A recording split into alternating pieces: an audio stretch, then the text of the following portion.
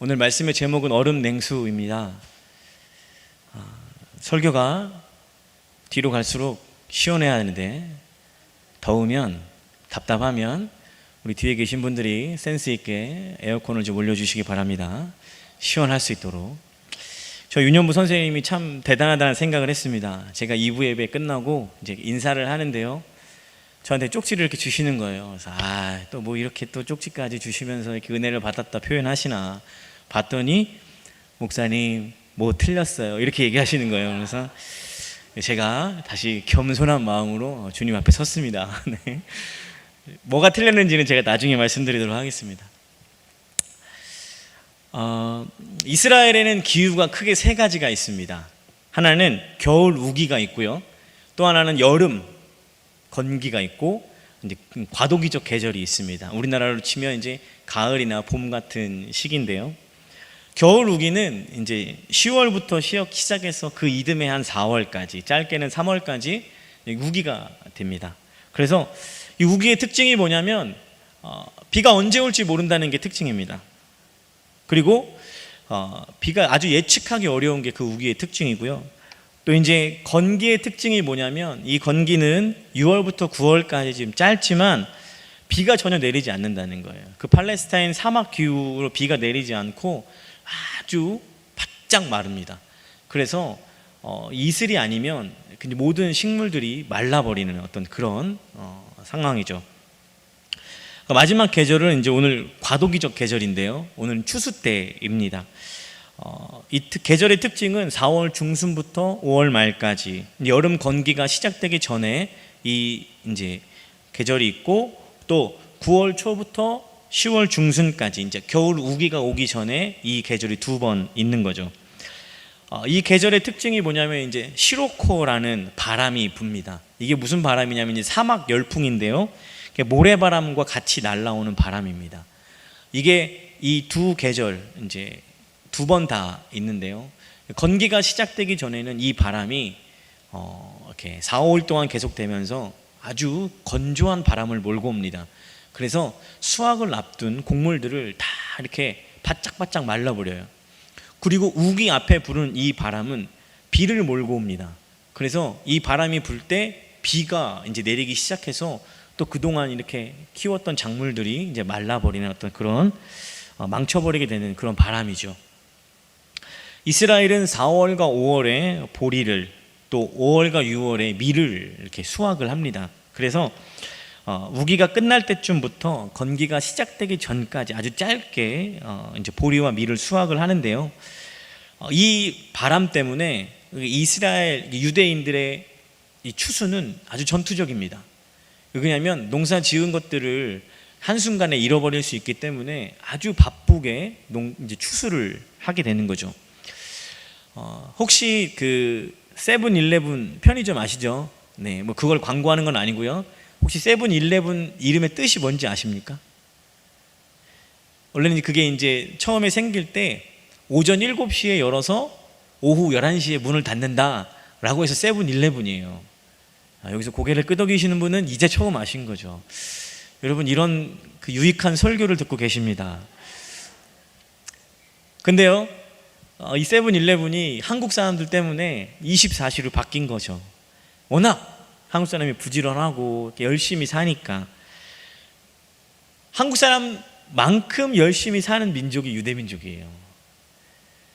그 전 세계에서 한국 사람들이 제일 부지런하고요, 뭐 그렇다고 해요. 그리고 두 번째로 유대인들이 부지런하다고 합니다. 그래서 유일하게 유대인들에게 게으르다고 손가락질할 수 있는 민족이 저희들인 거죠. 한민족, 대한민국 사람들. 아유, 게으른 인간들. 이렇게 전 세계에서 유일하게 우리만 그렇게 할 수 있답니다. 유대인들이 그렇게 바쁘게 살아요. 엄청 열심히 살고요. 이 추수 때도 어떻게 얼마나 열심히 일하냐면, 해가 뜨기 전에, 사막 기후니까 해가 뜨기 전에 시원할 때 나가서 막 이제 보리나 밀을 수확을 하는 거죠. 하루 종일 그렇게 일을 하고 나면 뭐가 생각나요? 시원한 물 한 잔 먹었으면 좋겠잖아요. 이 팔레스타인 지방은 사실은 얼음이 없어요. 그죠? 사막 기후니까. 근데 이제 그 레바논의 헐몬산에 있는 눈과 얼음을 왕들이 가져다가 이제 주스를 먹었다라는 어떤 기록이 있어요. 멀리서 갖고 와야 돼요. 사실은 일반인들은 상상조차 할 수 없는 어떤 그런 거죠. 근데 그게 이 얼음 냉수가 그렇게 바쁜 어떤 시기에 마치 그 힘들고 지친 어떤 그 모든 것들을 한 번에 잊어버리게 할 만한 그런 중요한 존재라는 거죠. 한국에서 이제 농사를 지어 보신 분들은 좀 아실 수 있는데, 오늘 말씀을 묵상하면서 제가 이제 고민을 하다가 아버지한테, 이제 저희가 아버지가 농사를 지으셨으니까 전화를 했어요. 아버지, 농사 지을 때 가장 기다려지는 게 뭐냐 그랬더니 저희 막걸리라고 그러시더라고요. 그래서 제가 오늘 이 이제 잠언 25장 13절을 한국 정서에 맞게 의역을 해봤습니다. 잘 들어보세요. 충성된 사자, 말씀을 보시면서 봐도 돼요. 충성된 사자는 모내기 후에 새참과 함께 오는 시원한 막걸리와 같이 주인의 마음의 피로를 풀어주느니라. 예. 새참 드셔보신 분은 알아요. 이게 얼마나 기다려지는지. 그 여름에 아주 더울 때 그 이제 그 열무에다가 이렇게 국수 말아갖고 오시면 그 장난 아니죠. 네. 저도 압니다. 저희 아버지가 농사를 지었고, 제가 그 농사 지을 때 왜는 미꾸라지 잡는다고 그 밭을 다 뒤집어 엎어버려가지고 엄청 두들겨 맞았던 기억이 있습니다. 그렇게 아버지가 농사를 지으셨죠. 누가 그렇다는 거예요? 충성된 사자가 그 얼음 냉수와 같은 존재라는 거죠. 누구에게? 보낸 주인에게 그렇다는 겁니다. 아무리 바쁜 와중에서도 이 냉수 한 사발 같은 존재가 충성된 사자라는 거예요. 고대 사회에서 왕의 사자는 매우 중요한 역할을 했습니다.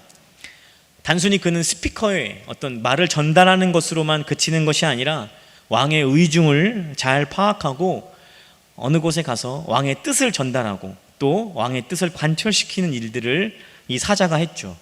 현대 사회도 변함이 없죠. 어떤 특사는 대통령의 어떤 편지를, 칙서를 갖고 가서 어떤 문제가 되는 나라에 가서 문제를 해결하거나 어떤 결과를 갖고 오는 그 일들을 감당하는 거죠. 그래서 보낸 이에게 흡족한 결과를 갖고 오는 이 종이 얼음 냉수와 같은 종이 되는 거죠. 그래서 저는 오늘 말씀의 두 가지를 살펴보려고 합니다. 하나는 이 충성된 사자에게서 확인할 수 있는 충성의 의미는 무엇인가, 성경이 말하는 충성의 의미는 무엇이고, 두 번째로 충성된 성도의 삶은 과연 무엇인가를 좀 말씀을 보도록 하겠습니다. 먼저 충성이라는 의미를 이렇게 인터넷에 검색을 해보면 이렇게 나옵니다. 진정한 또는 참 마음에서 우러나오는 정성스러운 행동. 이 충성의 사전적인 의미죠. 이 사전적인 의미는 뭐냐면, 충성은 나로부터 시작됩니다. 우리가 이것들을 잘 염두에 두셔야 되는데요. 무슨 말이냐면, 내 마음에서 우러나오는 어떤 다짐이나 결단에서 시작된 것이 충성이라는 거죠. 이순신 장군을 보면 나라와 백성을 사랑하는 마음, 그 마음이 자신 안에서부터 이렇게 우러나와서 누가 시키지도 않았음에도 기꺼이 나라를 위해 목숨을 바치는 어떤 정성스러운 행동, 우리는 이것을 충성이라고 하죠. 그래서 이순신 장군 같은 분이 어떤 사전적인 의미에서의 충성의 표본의 모습이라고 할 수 있죠. 그러면 성경이 말하는 충성도 같은 것이냐? 같은, 포함하고는 있지만 더 큰 개념이죠. 조금은 다르죠. 성경이 말하는 충성은 헬라어로 파스티스라는 말입니다. 이 파스티스는 성경 전체에서 충성이라고 다 번역하지 않았어요. 무슨 말이냐면, 믿음 혹은 믿다라는 말과 함께 번역을 했습니다. 이 말이 무슨 말이냐면, 성경이 말하는 충성은 믿음과 어떤 연관이 있다라는 거예요. 성경에서 가장 믿음을 잘 정의한 말씀이 무엇일까요? 여러분들 마음속에 딱 떠오르는 히브리서 11장 1절, 그죠? 믿음은 바라는 것들의 실상이요 보지 못하는 것들의 증거다, 이렇게 얘기하죠. 또 뭐가 있냐면 로마서 10장 17절 말씀 아시나요? 자막을 보고 한번 읽어보도록 하겠습니다. 시작. 그러므로 믿음은 들음에서 들음은 그리스도의 말씀으로 말미암느니라. 네. 이 로마서의 말씀을 근거로 해보면 하나님의 말씀을 들을 때 비로소 하나님에 대한 믿음이 생긴다라는 의미죠. 그죠? 이 말은 무슨 얘기냐면 구원을 받고 말씀을 들어야 믿음이 생기고요. 믿음이 있어야 믿음대로 살 수 있다라는 말이에요. 구원받지 못한 사람에게 예수 그리스도가 우리를 위해 십자가에 죽으셨다라고 고백해봐라 라고 시켜도 하나요? 잘 안 합니다. 말씀의 능력이 있어서 어떤 믿지 않는 사람을 변화시킬 수 있는 가능성은 분명히 있죠. 그러나 이런 말이 있죠. 소귀의 경을 읽는다. 믿음이 없는 사람, 구원을 받지 않은 사람에게 하나님의 말씀은 좀 어렵죠. 그래서 이 말씀을 바탕으로 충성을 정의하면 이렇습니다. 말씀을 듣고 그 말씀을 믿고 그 믿음의 근거에서 나오는 행동이 충성입니다. 다시 말씀드리겠습니다. 말씀을 듣고 그 말씀을 믿고 그 믿음을 근거로 해서 나오는 행동이 충성입니다. 좀 더 이해하기 쉽게 충성에 대한 비유를 찾아보면 마태복음 25장 20절에서 21절을 볼 수 있습니다. 우리 같이 한번 성경을 찾아볼까요? 마태복음입니다. 마태복음 25장 20절에서 21절 말씀입니다. 제가 이 성경책으로는 43페이지에 있습니다. 신약성경 43페이지 마태복음 25장 20절 21절 두 절을 우리 같이 한번 읽어보도록 하겠습니다. 시작. 5달란트 받았던 자는 5달란트를 더 가지고 와서 이르되 주인이여 내게 5달란트를 주셨는데 보소서 내가 또 5달란트를 남겼나이다. 그 주인이 이르되 잘하였도다 착하고 충성된 종아 내가 적은 일에 충성하였음에 내가 많은 것을 내게 맡기리니 내 주인의 즐거움에 참여할지어다 하고. 이 달란트 비유의 핵심은 주인이 왜 칭찬했는가입니다. 주인은 자신의 종들이 많은 것을 남겼기 때문에 그 종을 칭찬하는 것이 아닙니다. 주인이 종을 칭찬하는 이유는 그 종이 주인의 의도와 그 뜻을 알고 그대로 행했기 때문입니다. 오늘 주인이 이렇게 많은 돈을 종들에게 맡겼다는 의미는 무엇이냐면요, 평소에 주인의 생각과 뜻을 종들이 과연 알고 있었냐라는 것들을 그것들에 대한 주인의 시험인 거죠. 두 종은 과감한 투자로 5달란트 또 2달란트를 남겼고요. 한 종은 고심 끝에 땅에 묻어두었습니다. 이 세 사람은 나름 많은 고심 끝에 결정을 내렸죠. 우리는 쉽게 이 1달란트 받은 사람이 땅에 묻었기 때문에 게으르다 이렇게 이야기를 해요. 저희 할아버지가 이제 돌아가셨을 때 이제 할아버지 짐을 정리하는데요, 이불 속에서 뭐가 나오는지 아세요? 돈다발이 나와요. 그게 무슨 얘기냐면 우리 어른들은 돈을 잘 굴리는 방법을 몰랐어요. 그게 미련한 것이 아니라 몰랐기 때문에 그런 거죠. 이 종이 주인에게 한 소리 들었던 것은 그 종이 돈을 묻어서 그렇게 된 것이 아니라 주인의 뜻과 주인의 의도를 몰랐기 때문에 그런 거죠. 평소에 주인이 생각하는 뜻을 종들이 몰랐던 거죠. 그 두 종은 평소에 주인이 했던 말들, 주인의 의도들을 제대로 알고 있었어요. 그래서 그것들을 제대로 이행할 수 있었고 살아낼 수 있었던 거죠. 그러나 이 1달란트 받은 종이 왜 책망을 받았냐? 마태복음 25장 25절에 보면 이 1달란트 받은 종이 주인은 잘못 알고 있어요. 주인은 이런 사람인 줄 알았습니다 라고 잘못 알고 있어요. 이 말은 평소에 주인이 어떤 말을 했고 어떤 뜻을 종들에게 내비쳤는지 전혀 관심이 없는 거죠. 그러니 살아낼 수 없는 거였습니다. 당시 서기관과 바리새인들은 하나님의 말씀을 알았어요. 하나님의 말씀대로 사는 것에 그들은 관심이 없었어요. 오롯이 사람들에게 칭송받는 것에 관심이 있었어요. 오늘 말씀의 결론이 이거예요. 충성스럽다는 말을 우리가 아무리 잘 알아도, 아무리 잘 이해해도 결국 삶으로 그 충성을 보여주지 않으면 충성스럽지 못한 겁니다. 이 파스티스라는 말은 상황에 따라 충성과 믿음으로 같이 번역을 합니다. 그 이유가 충성과 믿음 둘 다 하나님의 말씀을 듣고 그대로 행한다라는 의미가 그 안에 담겨 있는 거죠. 사실은 같은 말인 거죠. 성경의 많은 인물들을 보면 말씀 안에서 충성스럽게 살아내는 인물들이 너무나 많이 있죠. 그러나 가장 믿기 어렵고 충성하기 어려운 상황에서 충성했던 인물들이 여러 가지 있습니다. 모세, 다니엘, 호세아, 예수님 같은 분들이죠. 그 중에 다니엘은 우리가 익히 알듯이 하나님 앞에 너무나 충성스러운 종이었어요. 사자였어요.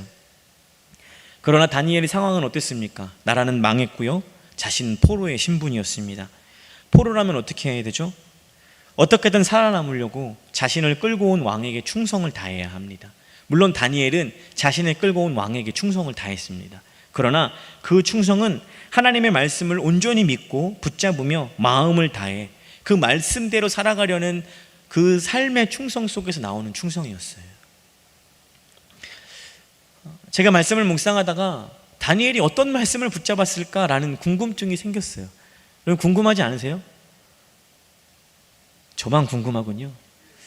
자, 지금 어떻게 타이밍에 에어컨을 좀 세게 틀어야 됩니까? 아니면 좀 이렇게 아직 괜찮으십니까? 네, 좀 답답하시면 말씀을 주세요. 이렇게 고개도 꾹박꾹박 조시고요. 그러면 이제 제가 뒤에 분들을 시켜서 에어컨을 이렇게 세게 틀도록 하겠습니다. 시원하게 얼음 냉수처럼. 다니엘이 어떤 말씀을 붙잡았을까? 제가 많은 좀 고민을 해보니까 그런 생각이 들었어요. 신명기 4장 27절부터 29절 우리 한 말씀을 찾아볼까요? 신명기 4장입니다.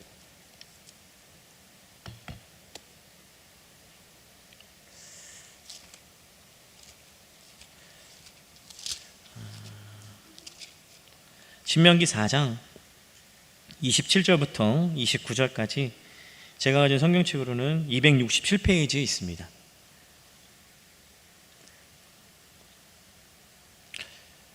찾으셨으면 같이 한번 읽어보겠습니다. 시작.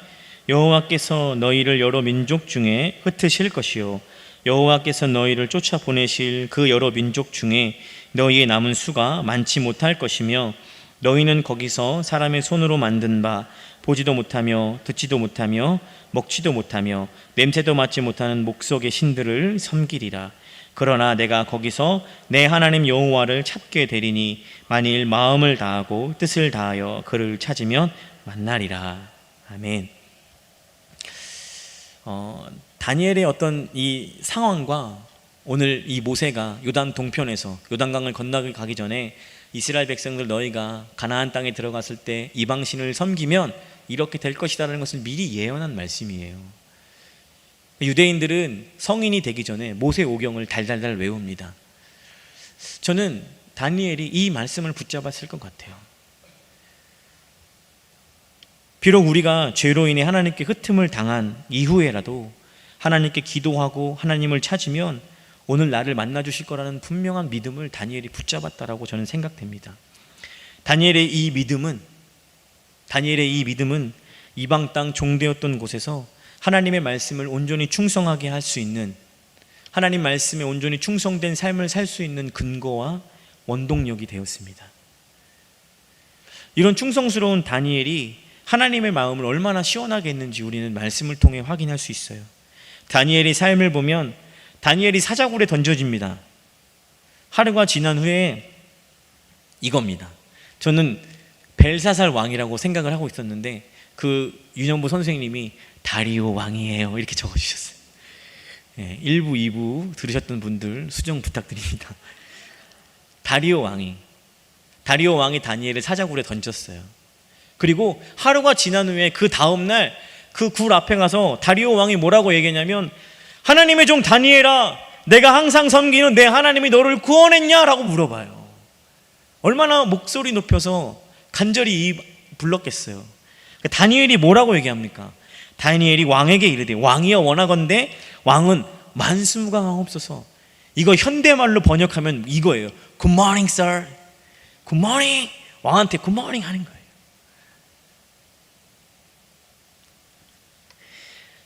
하나님이 그동안 아브라함을 선택하셔서 수천 년 동안 이스라엘 백성을 이끄시고 나라를 이루시고 땅을 주시고 모든 것들을 주셨는데 하나님의 마음을 썩어 문드러지게 만들었어요.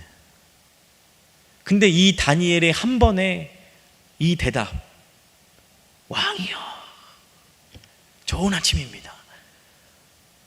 우리도 시원한데 하나님 얼마나 시원하겠어요.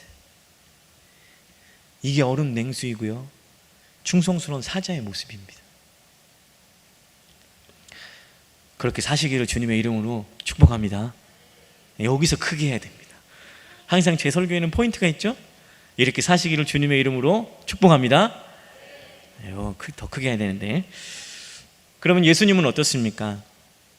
예수님은 철저히 하나님의 뜻대로 사셨고요, 또 아버지를 향한 믿음으로 죽기까지 순종하시고 진심을 다해 사셨습니다. 우리 말씀을 볼까요? 빌립보서 2장 5절부터 8절 말씀인데요, 좀 기니까 우리가 자막으로 한번 보도록 하겠습니다. 네, 자막으로 같이 읽겠습니다. 시작. 너희 안에 이 마음을 품으라. 곧 그리스도 예수의 마음이니 이는 근본 하나님의 본체시나 하나님과 동등됨을 취할 것으로 여기지 아니하시고 오히려 자기를 비워 종의 형체를 가지사 사람들과 같이 되셨고 사람의 모양으로 나타나사 자기를 낮추시고 죽기까지 복종하셨으니 곧 십자가에 죽으심이라. 네. 성경은 하나님을 향한 예수님의 믿음과 충성에 대해서 이렇게 말하고 있습니다. 하나님과 동등되었던 분인데 그것을 포기하시고 이 땅에 오셨다. 그리고 자기를 비워 종의 형체를 가질 만큼 예수 그리스도가 하나님께 진심으로 사셨다라는 것들, 진정으로 사셨다라는 것들을 성경이 증언하고 있습니다. 우리가 알고 있는 충성의 개념은 어떻습니까? 우리가 알고 있는 충성의 개념은 상하 개념이죠. 그죠? 아래에 있는 자가 위에 있는 자를 섬기는 것, 그 어떤 것을 이행하거나 약속을 이행하는 것을 우리는 충성이라고 이야기를 합니다. 그렇다면 이 예수님께서 하나님께 충성하셨다라는 말은 과연 맞는 말일까요? 사실은 예수님과 하나님 그리고 성령님은 동일하시며 높고 낮음이 없기 때문에 사실은 충성스럽다라는 말을 쓰는 것보다 신실하셨다라는 말을 쓰는 것이 맞는 표현입니다. 예수님께서 하나님에 대해서 신실하셨다. 왜냐하면 이 신실하다라는 말의 말은 동등한 입장에서 쓸 수 있는 말이기 때문에 그렇습니다. 용어를 좀 정리를 해보면요, 우리가 하나님께 신실하고 충성되어야 한다라는 말은 맞는 말입니다. 그러나 하나님께서 우리에게 충성해야 한다라는 말은 틀린 말이죠. 하나님께서 우리에게 신실하셨다라는 말은 같은 말입니다. 근데 다 똑같은 의미인 거죠. 충성과 신실함은 사실은 같은 말입니다. 그러나 쓰는 대상에 따라, 상황에 따라 달라지는 것이죠. 충성은 말씀을 믿고 살아내는 것이죠. 신실함은 하나님께서 그 말씀을 끝까지 이루시는 것입니다. 같은 의미라고 보시면 좋겠습니다. 부흥과 개혁사에서 출판한 데릭 프라임이 지은 꼭 알아야 할 기독교 핵심 윤리 50가지 중에 이 신실함을 무엇이라고 정의했냐면, 신실함이란 하나님의 신실하심에 대한 우리의 적절한 응답이고 예수 그리스도 안에 있는 살아있는 믿음이 외적으로 나타나는 행동, 충성이고, 신실함은 어떤 희생을 치르더라도 하나님께 흔들림 없이 충성하는 데 나타난다라고 정의를 하고 있어요. 첫 번째, 정의하면 하나님의 신실하심에 대한 우리의 적절한 응답이다. 하나님의 신실하심, 하나님께서 먼저 신실하신 것에 대한 우리의 응답이 뭐로 나타나야 되는 거예요? 충성과 신실함으로 나타나야 되는 거예요. 두 번째, 예수 그리스도 안에 살아있는 믿음. 이 살아있는 믿음은 어디서 확인할 수 있죠? 요한일서에 보면 행함이 없는 믿음은 죽은 믿음이다. 그러니까 결국 행하는 믿음은 살아있는 믿음인 거죠. 이 살아있는 믿음이 외적으로 나타나는 것이 충성이고 신실함이다라고 이 얘기를 하는 거예요. 세 번째로 어떤 희생을 치르더라도 예수님께서 또는 사드락과 그 이 세 친구, 다니엘의 세 친구가 어떤 희생을 치르더라도 자신의 충성을 하나님께 보여준 것처럼 이것이 충성이고 신실함이다라고 이야기를 하는 거죠. 이 세 가지는 다 중요합니다. 그러나 우리가 정말 중요하게 봐야 하는 것은 바로 첫 번째, 하나님의 신실하심에 대한 우리의 적절한 응답이, 우리는 이것을 유심히 살펴봐야 합니다. 우리는 신실해야 하고 충성해야 한다라고 할 때 내가 하나님께 묻지도 따지지도 않고 복종해야 하고 그 복종함으로 무언가를 해드림으로 하나님을 흡족하게 하는 것을 우리는 충성이다라고 오해할 수 있어요. 다시 말씀드리겠습니다. 내가 하나님께 묻지도 따지지도 않고 복종하여 무언가를 해드리는 것을 우리는 충성으로 오해할 수 있습니다. 그러나 우리가 하나님께 신실하고 충성해야 하는 이유는 하나님께서 먼저 우리들에게 자신의 신실함을 보여주셨고 시작하셨기 때문입니다. 우리가 충성해야 하는 이유는 그것이 복종의 개념이 아니라, 그것이 하나님이 즐거워하시는 어떤 그것 때문이 아니라 결국 하나님께서 먼저 우리를 충성되이 여기시고 신실하게 여기시고 시작하셨기 때문이라는 거죠. 예를 들어 보면 창세기에 보면 12장에 하나님께서 아브라함을 부르시죠. 부르신 이후에 이 아브라함은 많은 고난과 어려움을 통과하고 결국에는 뭐가 되었죠? 믿음의 조상이 되었습니다. 그가 믿음의 조상이 되어 있었던 가장 큰 이유는 무엇이냐면 아브라함이 하나님을 믿음에 하나님께서 의로 여기셨기 때문에 아브라함이 믿음의 조상이 될 수 있었던 것이죠. 그러나 정말 중요한 것은 그보다 이전에 하나님께서 아브라함을 먼저 믿어주셨기 때문에 가능한 겁니다. 무엇을 믿어주셨죠? 창세기 22장에 가면 이제야 내가 나를 경외하는 줄 알겠다라고 말씀하시는 그 수준에 아브라함이 도달할 것을 하나님이 믿어주신 거죠. 더 나아가 아브라함이 하나님의 신실하심에 대한 응답과 반응, 즉 삶으로 영광 돌릴 것을 하나님이 아브라함을 믿어주신 거죠. 사실은 하나님이 자신의 신실하심을 믿은 거죠. 이거는 좀 신학적인데요. 아브라함이 어떤 잘나고 자격과 조건이 있어서 아브라함을 믿은 것이 아니라요, 하나님 스스로가 신실하셔서 그 아브라함을 거기까지 도달할 것을 하나님은 하나님 스스로를 믿으신 겁니다. 이해하십니까? 에어컨을 틀어야 되나요? 이게 정말 중요합니다. 왜 중요하냐면 우리가 하나님께 충성해야 하고 우리가 하나님을 믿는다는 것은 우리에서부터 시작되는 것이 아니라 하나님이 우리를 믿어주셨고 하나님이 우리 먼저 시작하셨기 때문에 우리가 마땅히 충성하고 우리가 마땅히 하나님 앞에 신실하고 우리가 마땅히 하나님을 믿는 것이죠. 우리의 자격과 조건으로 시작되는 것이 아니라는 것을 성경은 늘 이야기하고 있어요. 오늘 이 충성도 마찬가지입니다. 우리가 하나님께 충성해야 합니다. 우리가 어떤 것을 하나님을 만족시키고 흡족시키기 위해서 충성하는 것이 아니라 하나님께서 먼저 우리에게 신실하셨기 때문에 우리가 마땅히 그 삶을 살아내는 겁니다. 아브라함이 하나님을 향한 믿음과 충성은 그 자신 안에서 시작된 것이 아니라 앞서서 말씀드렸던 이순신 장군처럼 세상이 말하는 그 충성이 아니라 하나님께서 아브라함을 부르실 때부터 그를 향한 하나님의 믿음과 신실하심에서 시작된 아브라함의 믿음과 충성이라는 겁니다. 그래서 아브라함의 충성은 하나님의 신실하심에 대한 아브라함의 적절한 응답인 것입니다. 이해가 되십니까? 이것이 성경이 우리에게 가르치고자 하는 충성의 참된 의미이고 하나님의 신실하신 깊으신 뜻입니다. 말씀의 결론을 맺으면서 그러면 과연 충성된 성도의 삶은 과연 어떠해야 하는가라는 부분들을 말씀드리고 말씀을 정리하도록 하겠습니다. 다니엘 6장 4절에 보면 이런 말씀이 있습니다. 이에 총리들과 고관들이 국사에 대하여 다니엘을 고발할 근거를 찾고자 하였으나 아무 근거, 아무 허물도 찾지 못하였으니 이는 그가 충성되어 아무 그릇됨도 없고 아무 허물도 없음이었더라 라고 말하고 있습니다. 또 요한계시록 2장 10절에 보면 너는 장차 받을 고난을 두려워하지 말라. 볼지어다 마귀가 장차 너희 가운데에서 몇 사람을 옥에 던져 시험을 받게 하리니 너희가 10일 동안 환난을 받으리라. 내가 죽도록 충성하라. 그리하면 내가 생명의 관을 내게 주리라 라고 말씀하고 있습니다.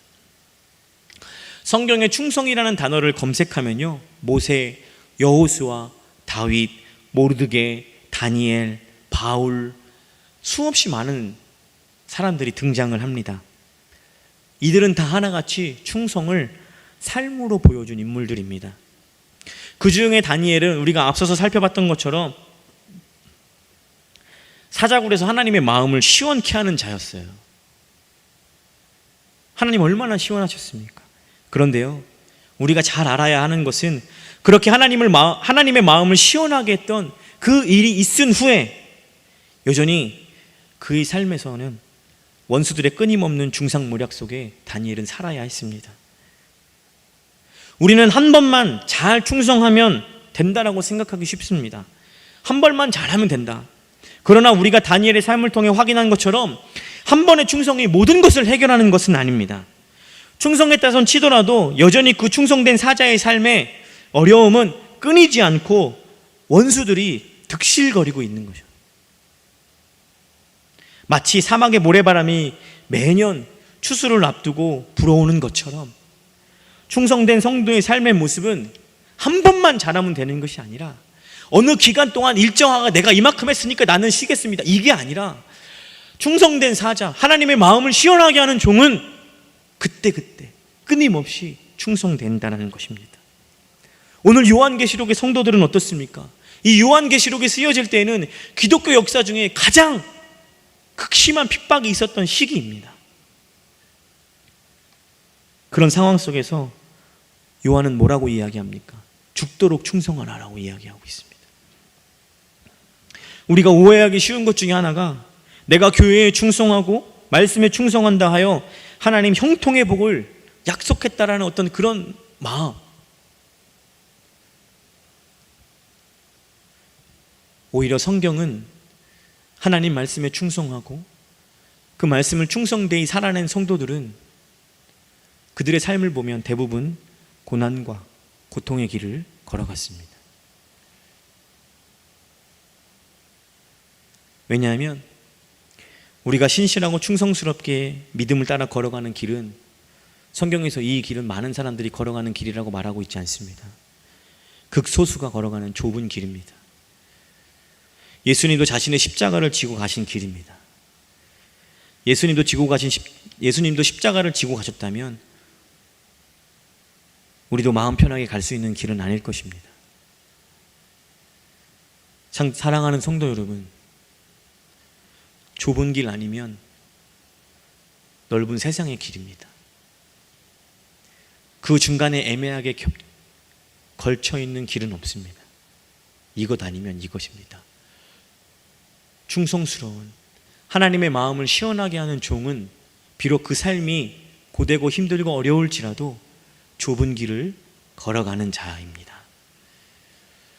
오늘 마지막으로 여러분들에게 권면드리고 싶은 것은 여러분, 죽도록 충성하십시오.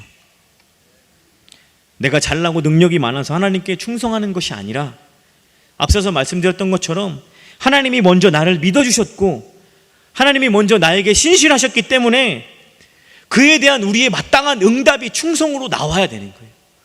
그에 대한 마땅한 삶의 모습이 충성으로 비춰져야 한다는 겁니다.